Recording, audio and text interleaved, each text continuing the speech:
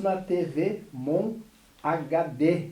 Hoje um programa especial aqui na Cúria da Diocese de Montenegro, conversando com o nosso bispo, né, que vai falar sobre o nosso Papa Leão XIV, que agora assumiu recentemente, né, e nós vamos saber um pouco mais, né, sobre o mandato, né, do Leão XIV, né, e as consequências, né, disso para a nossa diocese.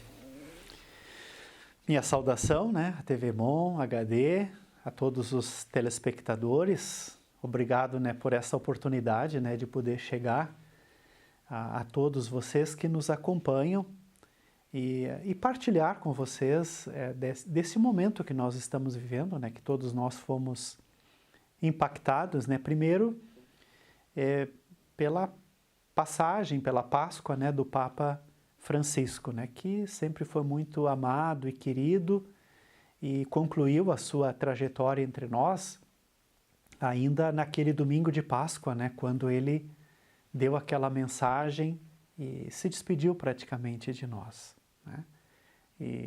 Mas depois a Igreja tem o seu processo, né, de escolha e já temos o novo Papa, né?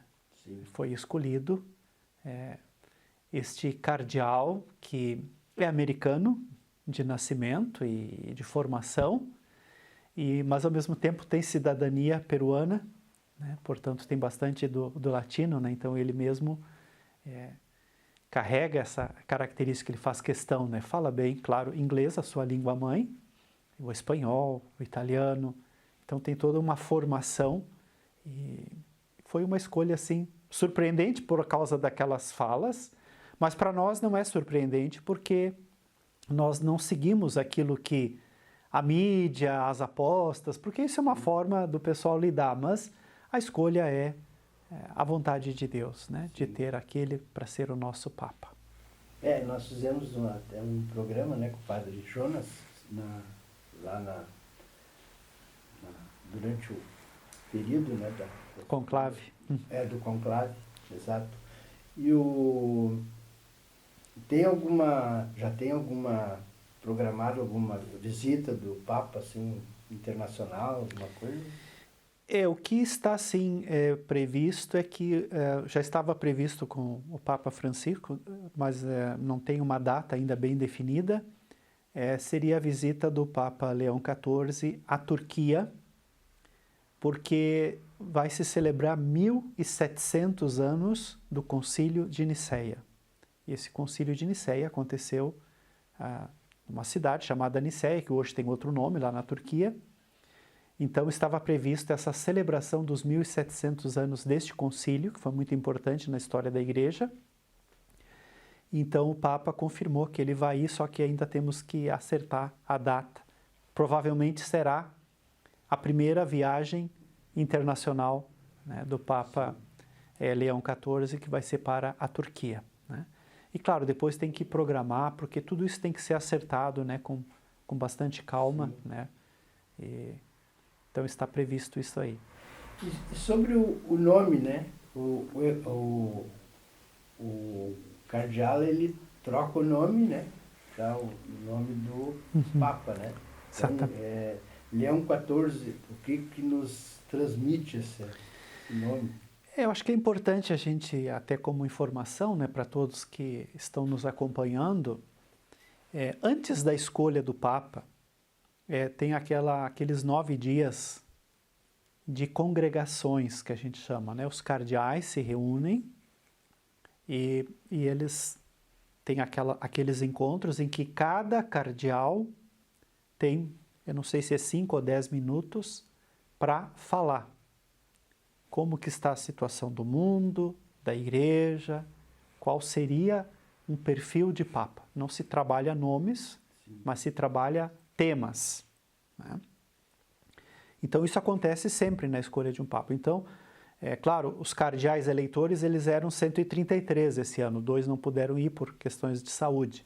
Mas são mais de 200 cardeais, porque nessas congregações também aqueles acima de 80 anos participam. Todos eles têm direito a participar. Então foram dias, até o próprio Dom Jaime, aqui de Porto Alegre, né, que é cardeal, ele partilhou conosco, né, que era cansativo escutar, né? Então, nesses dias de falas, eles vão definindo um perfil e qual o tema central que o próximo Papa vai ter que afrontar. Então, ali também já vai entrando, vamos dizer assim, quase que aquele que vai ser escolhido já vai escolhendo o seu nome. Só para recordar, por exemplo, o Papa Francisco, quando ele foi escolhido lá em 2013, né, que ele ficou Papa, né, sucedendo, né, não substituindo, porque ninguém substitui, sucedendo Bento XVI, o Papa Francisco ele escolheu um nome assim do momento assim bem rápido, né, o Cardeal Umes, que é montenegrino, né, que nasceu em Montenegro, claro, lá em Brochir hoje, né, município de Brochir. Sim. Mas naquele tempo tudo era Montenegro. O Cardeal Umes, quando o Cardeal Bergoglio alcançou o número de votos, o Cardeal Cláudio Umes chegou para o Papa Francisco, né, futuro Francisco, disse assim para ele: não esqueça dos pobres. E esta frase para Bergoglio, ele disse assim, entrou na minha cabeça como diz assim, Francisco. E ele escolheu naquela hora o nome Francisco, porque assim eu não vou me afastar nunca, não vou me esquecer nunca dos pobres, porque o meu nome é um programa, eu tenho que respeitar aquele, né, que foi São Francisco, né, que é... Sim. O Roberto, né, Francisco Prevost, né, que é o cardeal, né, que foi escolhido como Papa, ele escolheu Leão, né? Então, em primeiro lugar, tem uma história muito longa na igreja, né? Ou seja, já havia acontecido 13 papas Leão, com esse nome de Leão. O primeiro foi Leão Magno, lá no ano 400 e pouco da história, né? A igreja tem 2000 anos de história, né? E esse Papa viveu num tempo assim de muitos conflitos, invasões, o final do Império Romano e toda aquela decadência. E esse Papa, ele precisou dialogar, né, com todas aquelas invasões e aquele equilíbrio. Então, esse foi o primeiro Papa que teve nome de Leão. Mas o último Papa que teve nome de Leão foi Leão XIII. Ele ficou Papa em 1878 e morreu em 1903. Foi um Papa que teve um longo tempo de pontificado. E esse Papa, Leão XIII, ele viveu aquele período da industrialização na Europa, em que as pessoas estavam saindo dos campos e começar a trabalhar na indústria. Sim. E houve assim toda uma precarização das relações de trabalho. É o momento que nós estamos vivendo agora com a inteligência artificial, né? Exatamente. Então, o próprio Papa Leão XIV, né, que escolheu, eu me surpreendi, né, primeiro quando saiu o nome, né, e escolheu Leão XIV. A gente leva aquela surpresa. Mas depois logo ele já explicou. Exatamente nós estamos num momento que é uma nova revolução industrial, que as coisas estão mudando muito rapidamente e a pergunta que fica, como ficam os trabalhadores? Então nós temos que refletir sobre isto, rezar sobre isto. Vamos precisar muito da igreja, né? A igreja tem o seu papel, ela tem que anunciar o evangelho, porque nós não podemos simplesmente nos entusiasmar com a tecnologia e as pessoas serem descartadas. Porque não é ser contra a tecnologia, mas como que a tecnologia não vai ser contra as pessoas. Não é? Porque cada avanço tecnológico, muitas pessoas vão ficando fora. Né? Vão sendo descartadas. Né? Então se diz muita coisa. Há poucos dias saiu entrevista, dentro de 10 anos não vai ter trabalho para médico, para psicólogo, a inteligência artificial. Pô, mas como é que vai ser? Né? Mas isso e muitas outras coisas. E né? os robôs também. Os robôs vão ocupando o lugar de trabalho das pessoas. Então, certamente nas congregações, durante as conversas dos cardeais, certamente essa temática apareceu. Né? E ele, né, certamente também um estudioso da área, porque eu acho que é importante a gente ter presente que o cardeal Prevost, né, agora Papa Leão XIV, ele, Estados Unidos, Peru, Itália, escolha dos bispos, porque ele era o cardeal que estudava todos os novos bispos, né? Desde 23 ele tinha essa função. Então ele estava muito em contato com o mundo inteiro. E antes de tudo isso, ele foi superior geral dos agostinianos, que é uma congregação que está no mundo inteiro. Então ele viajou pelo mundo inteiro. Então ele tem esse preparo. Né? E a gente tem observado. Então ele está preparado para isto e nos está provocando a pensarmos. Né? Evidentemente isso é um desafio não só para a igreja, mas a igreja tem que acompanhar a evolução também do mundo, né? E dizer uma palavra em cada tempo. Então, acredito que ele mesmo disse, né, que escolheu esse nome exatamente para que a gente lembre que lá na passagem do século XIX para o século XX houve um Papa que se preocupou com a realidade do mundo do trabalho. Agora, no século XXI, um novo Papa coloca a igreja também nesta reflexão. E o Papa Francisco, ele era jesuíta, né? Jesuíta. Esse é agostiniano. Isso. Né? Como é que é essa... Porque, bom, aí a gente pode lembrar, o Papa João Paulo II era diocesano, o Papa Bento XVI também era diocesano, ou seja, todos nós padres, eu sou um padre diocesano, sou bispo diocesano, os nossos padres aqui em Montenegro, 98% é diocesano, só temos uma congregação presente na diocese com padres, né, que são os franciscanos. Sim. Em Taquari. Mas na igreja, além dos padres diocesanos, né, que são os padres que estão na diocese, temos muitas congregações, que aí são congregações masculinas e femininas. Tem as irmãs, tem os monges, tem as monjas e tem os padres religiosos. No caso, ele é de uma ordem agostiniana, que é uma congregação muito antiga. É uma ordem, inclusive, né? Ela é mais antiga que os jesuítas? Bem mais antiga, porque Agostinho viveu lá final do anos 300 até 431, Agostinho. E lá que ele foi criando essa ordem, né? E os jesuítas vieram pelo ano 1500 e pouco, né? Com Santo Inácio de Loyola, né? Bem depois, né? Então, a igreja, como tem essa história de 2000 anos, sim, então nós temos essas histórias longas também. E ele é um agostiniano. Então, ele faz parte desta ordem que tem uma tradição muito bonita na igreja. Nós não temos padres agostinianos aqui na nossa região. Né? No Brasil existe, mas eu não saberia no momento dizer onde que eles estão presentes. Né? Mas aqui... Acho que no Rio Grande do Sul não sei se tem, teria que pesquisar, né? Mas no Brasil certamente tem. Ele veio muitas vezes ao Brasil, exatamente para visitar.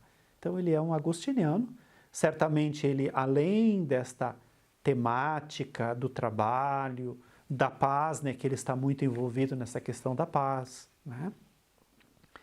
Inclusive está previsto o encontro, talvez no Vaticano, entre Zelensky, Putin, está sendo organizado, e Trump, sim, em função da guerra da Ucrânia. Provavelmente o Vaticano será um lugar onde eles vão dialogar para ver se põe fim a essa guerra.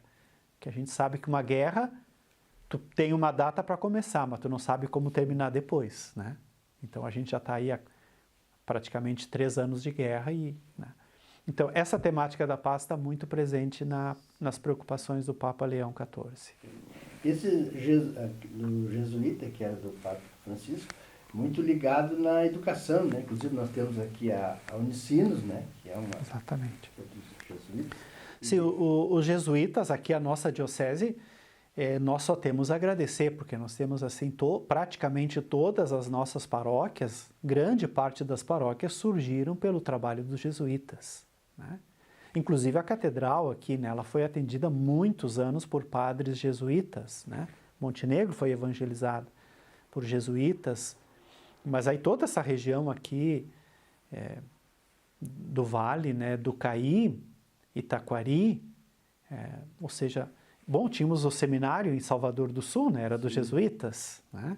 Em Pareci. O Pareci também ainda, né, o Pareci aqui bem próximo. Então, a nossa região é muito marcada. Nós tínhamos a escola ali também, a São João Batista, né, que também era da igreja. Ali era da igreja, mas não era dos jesuítas, Maristas? ali era dos maristas. Exatamente, ou La Salista de Maristas, eu acho. E essa congregação e do Santo Agostinho, ela tem alguma atuação, assim, como os jesuítas têm na educação? Sim, eles têm na educação e também na pastoral, né? Muito, muito fortemente na pastoral. E em Roma existe lá uma faculdade chamada Agustinianum, né? Que é Agostinho, que fica ali bem do lado do Vaticano. Até o Papa foi um dia almoçar, foi caminhando a pé, né? Porque ali é do lado. Eles se preocupam muito e estudam muito a patrística. O que é patrística? Patrística é aquele período da igreja depois dos apóstolos e vai até o ano 500, 600 mais ou menos, que foi aquele período que tem Agostinho, que tem Bento, esses grandes santos antigos, os primeiros concílios, toda aquela reflexão ali, São João Crisóstomo e tantos outros nomes, São Clemente, que a gente chama esse período de patrística, né? É um período que formou a teologia na igreja, né? Que é uma tradição muito antiga. Então, os agostinianos eles são muito zelosos e cuidadosos desta parte de estudo, de reflexão, né? Que nos ajuda muito, né? Então, todos nós que estudamos teologia, num dado momento a gente vai para a patrística, né? Por causa que é aonde a primeira reflexão teológica, espiritual, pastoral, né, se desenvolveu, né? E, claro, depois a igreja continua a sua história. Então, eles são grandes guardiães dessa experiência. Mas eles também trabalham com escola e também com trabalho de evangelização, né? De missionários também, né? Agostinianos. Sim. E agora no papado passou essa primeira fase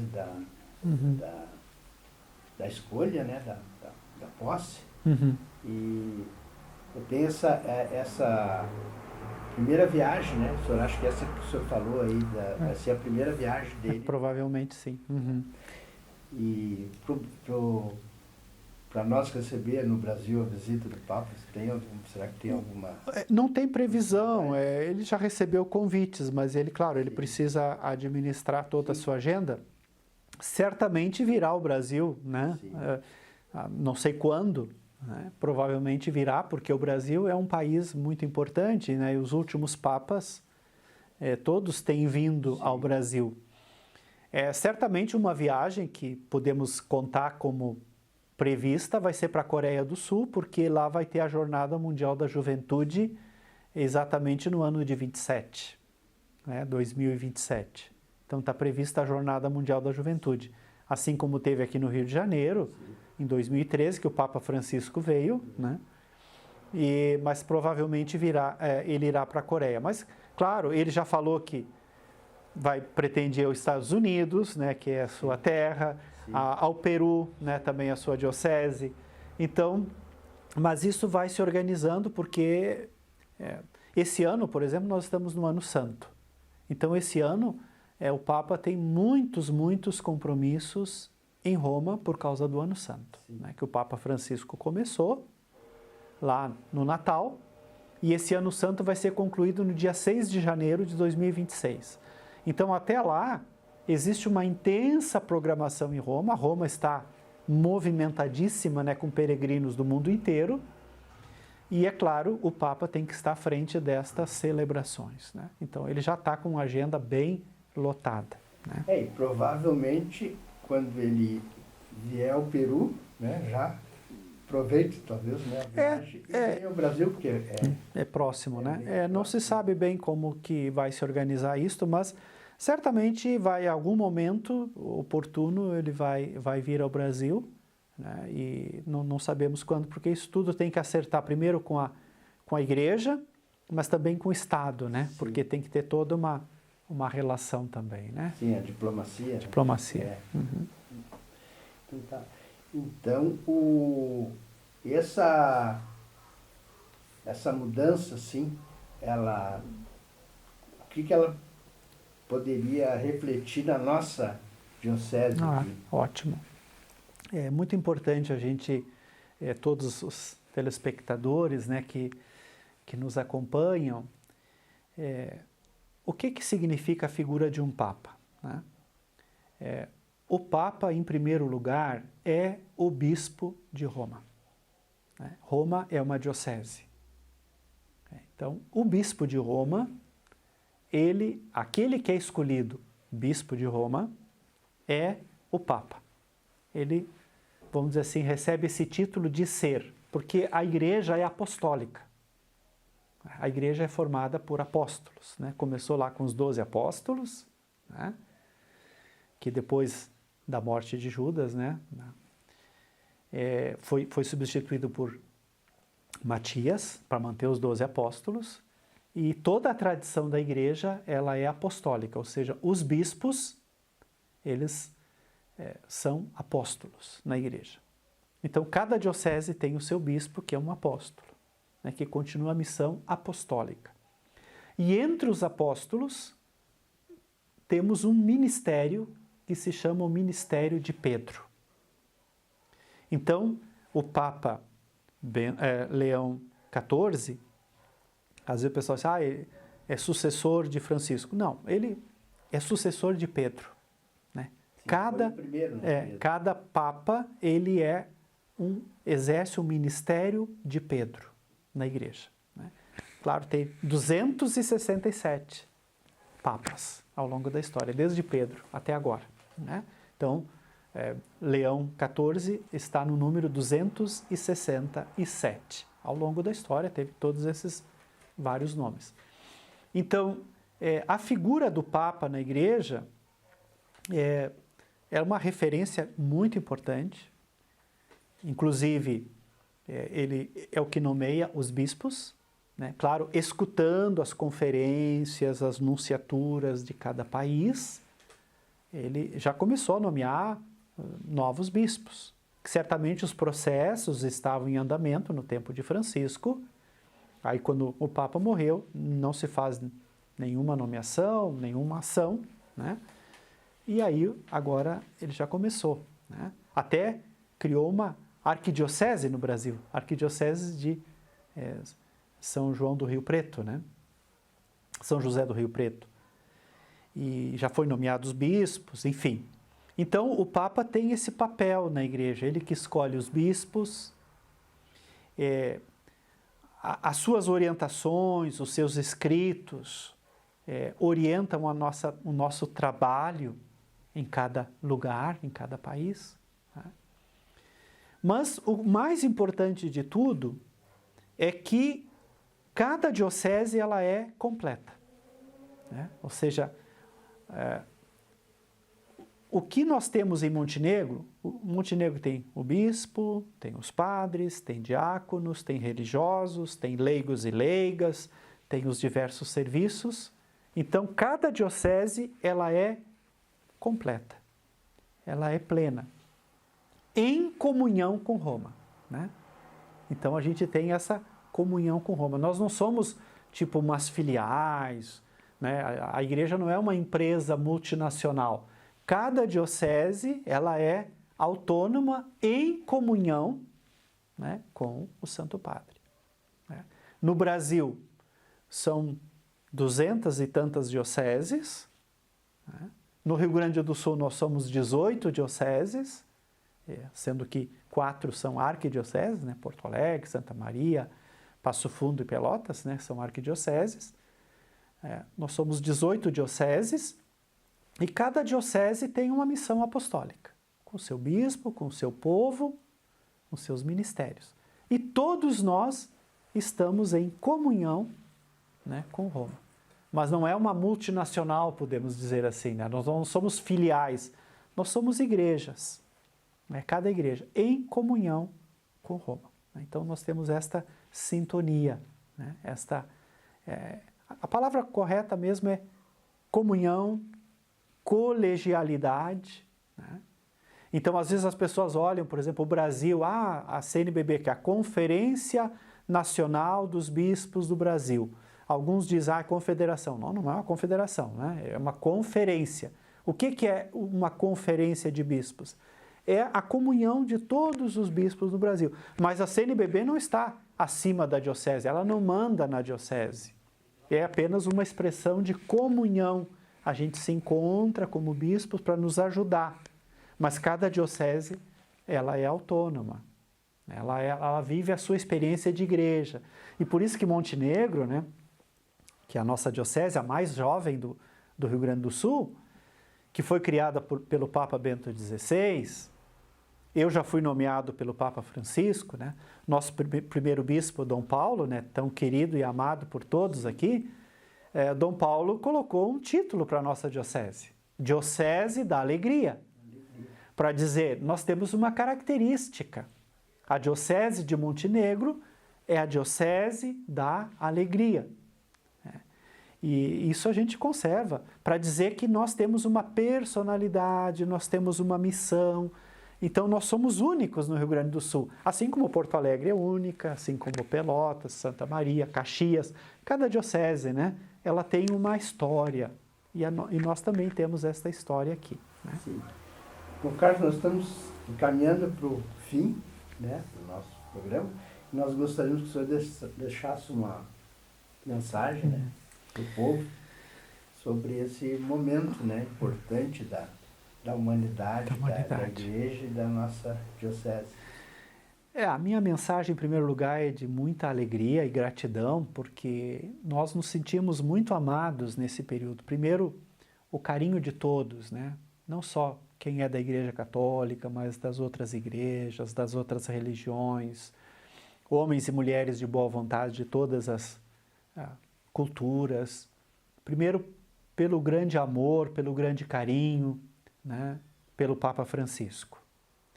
E também por esta acolhida, né, do Papa Leão XIV. Nós vimos que o Papa já se encontrou com jornalistas, né, então, todos vocês aqui, então, nossa saudação aos jornalistas, né, tinha mais de 800 jornalistas lá na Sala Paulo VI, né, então ele teve uma palavra, mas ele já se encontrou com líderes de outras igrejas e de outras religiões.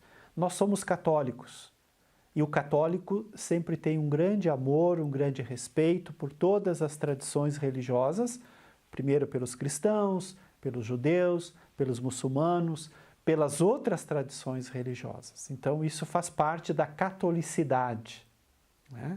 Ou seja, ser católico significa reconhecer a ação de Deus, né, em toda a humanidade, né? Isso é muito importante para nós. E eu gostaria de dizer a todos vocês que o Papa vem para contribuir primeiro com a Igreja, com as igrejas e com todas as tradições.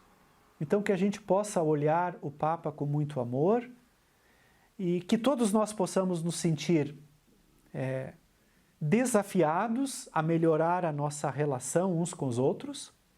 Lutar pela paz não é só lutar pela paz entre as guerras, claro, isso é urgente, sim, em toda parte, mas é a paz na família, a paz nas relações, né?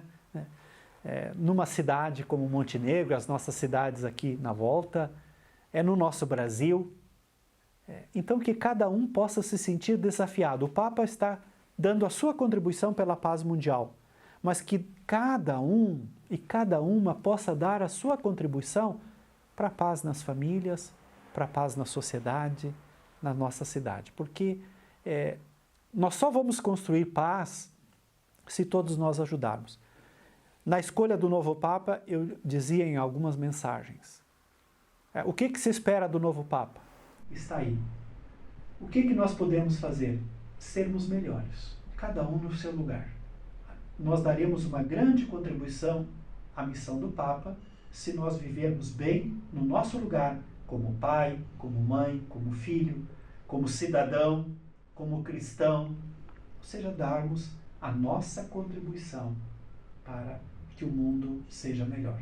E essa missão é de todos nós. O Papa está aí para nos incentivar, mas não vai mudar nada se nós só acharmos bonito o que ele diz. Não basta a gente só achar bonito o que o Papa Francisco ensinou, o que o Papa Leão XIV está ensinando, se a gente não faz nada, não adianta. Né? Não pode ficar só como mensagens vazias. É sempre um apelo para que cada um faça a sua parte no dia a dia. Muito obrigado, Dom Carlos, por essa oportunidade.